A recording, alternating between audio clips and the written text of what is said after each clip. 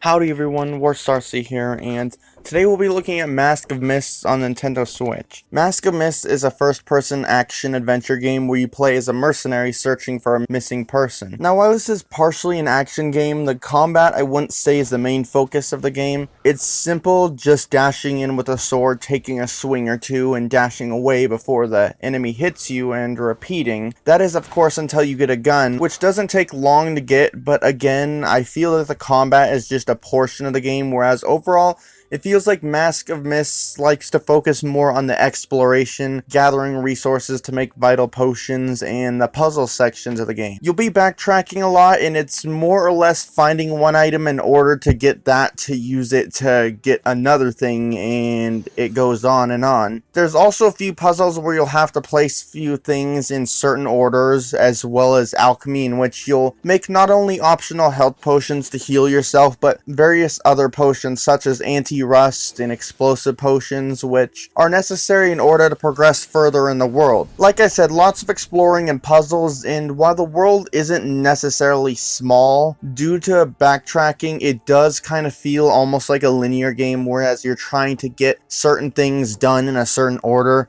infrequently giving you the opportunities to do things in your own order. As for the game itself, I actually got lost quite early on, and after going back and forth not knowing what to do, I eventually started trying to skip areas with glitches, and not only found a few ways to skip some areas, but even managed to get out of the map. There's not much outside of the map, but there were a few interesting things, such as untextured walls, a little acidic pit, and even an obtainable item outside of the bounds of the normal play area. I eventually found out that by basically sequence breaking, I kind of screwed up, so I went back to an older save and tried to progress legitly, but I had to use a walkthrough of the PC version for this small section of the game, as I didn't want to stop where I felt was so early in the game. And of all the things I could have missed, it was lighting a fire and placing a pot on top of it, which made me feel stupid for something that was so simple.